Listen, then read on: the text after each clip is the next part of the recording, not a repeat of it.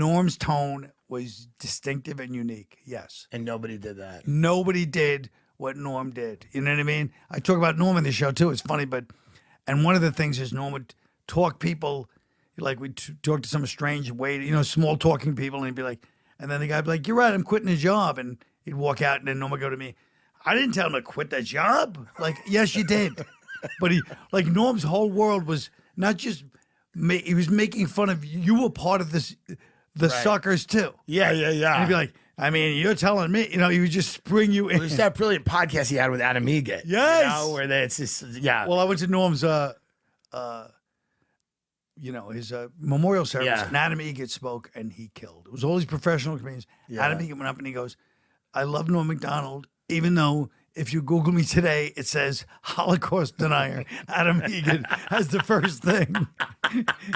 And he went on about Norm, but it was him with Adam Egget was perfect because the guests didn't know that.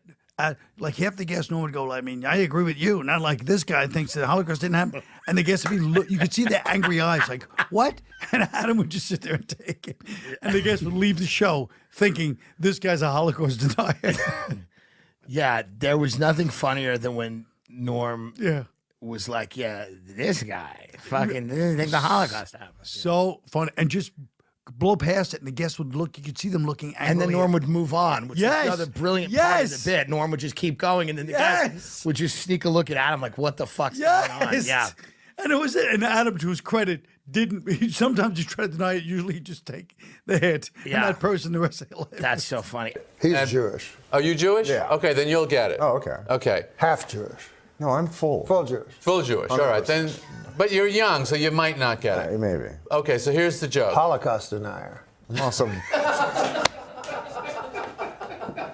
I'm not going to hold that against you. Thank you.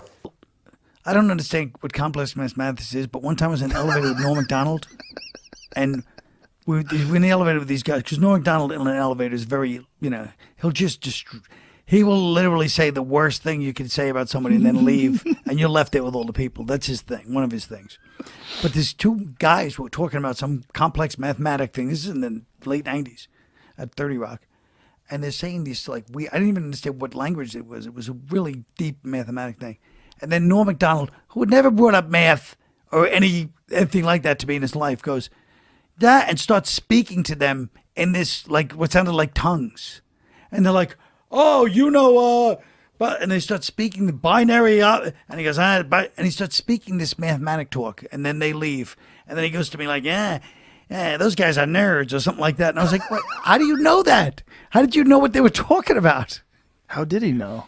He's like, he's a nerd too. He knows something deep, like he knows these things sometimes. He's a very smart guy. Really smart. Yeah. One of those guys that just, he'll just pretend not to know something. And he'll be like, that's like, and then you're like, what? Anybody walks in the room, he knows what they're talking about, Yeah, he's a guy that really should have had a podcast a long fucking time ago. Right, and I know he's doing something now. He sent me a text message the other day that he's starting to do a podcast now. Hey, Joe, man, I'm doing a podcast. Doing that thing we talked about.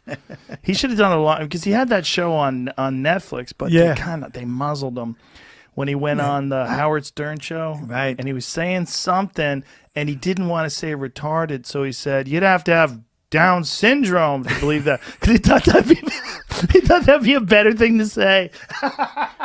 But here's the thing about Norm. I'm still not sure if he thought that would be a better thing to say. Right, you never know. Because he's so smart. He might have been doing it as a double troll. Yeah. No, Norm is capable of the double troll. It's like, I don't want to say retarded. Down syndrome. The double troll, exactly. Yes, he's the master of that stuff. I randomly wound up sitting next to him on planes twice.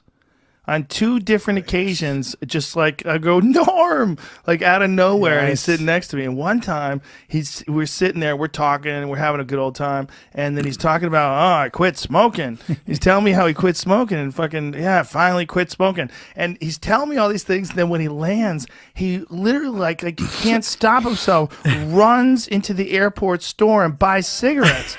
and he's lighting it as he's leaving. I go, I thought you quit. He goes, I did, but all that talking about smoking makes me want one. And he's like, before he even got out the door, he's lighting the cigarette. He just couldn't stop himself. But I like he goes, all that talking. He's the one talking about it. All that talking. He always puts it on you. That's what's great about it. But he's like, this guy talks about smoking. He got me back smoking. But it was so crazy because I was like, that's great, Norm. It's so great you quit. And he's like, fuck, I want a cigarette. Yeah. No, he always do like, yeah, I mean, I don't drink, I quit drinking. And it was like, oh, really? Did you drink a lot? Yeah. I quit. I finally had to quit, It's hard, but I did it. And they're like, oh. He goes, yeah, because I got fucking wasted last night. And I said, I'm never going to drink again. I was drunk. And people are like, wait, I thought you quit. Yeah, I quit. That's what I'm saying. He's always... Last night? Yeah. It's like an elaborate, like, Abbott and Costello routine. Yes, exactly. Well, the gambling, too. He fucking loves gambling. Yeah. Loves it. Oh, yeah. Yeah. But that's a thing. Like, a lot of these great comics are, like, really impulsive. Yeah. It's like something about, like, the ability to say some of the crazy shit that he says. Yeah. You have to have this like hot wire. Yeah. It's just like, yeah, you just want to touch it. Ah. Yep. Oh no, he's one for the books. Yeah. Why you going high? Push me to the side. Just keep going on and I ain't getting tired. Yeah, you try to crucify all the good inside. You go and call 911, but I already died. Yeah, worry about it. Say now, what you say now.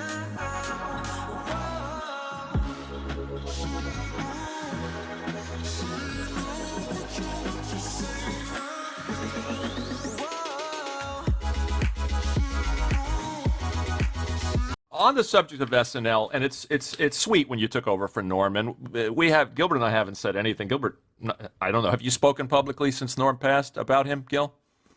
I think I don't know if We haven't said anything on this show, which we would like to do now. You both knew him well, but the bartender speech when you took over, and obviously it was a very awkward period for you. Oh God! To be stepping into that role, and also a friend's job. Yes, yeah. It was like we lived in the same building too. You know how you go to your favorite bar and your local bartender isn't there? You ask, where's Jeff? Jeff no longer works here, I'm Steve. And you're thinking, hey, who's this idiot? I like Jeff, but you still want your drink? And even though Steve doesn't mix your drink the same way you're used to, like Jeff, you still like the bar, you don't have to go to a different bar. And even Steve might feel kind of bad because Jeff trained him. Did he ever say anything to you about that? Did he ever give you a blessing? He was so he was so classy in not saying anything. Yeah. You know what I mean? Yeah. So that's all. You have that great I'm Steve, what can I get you? Yeah. The bartender piece. Well, I'm Steve. What can I get you?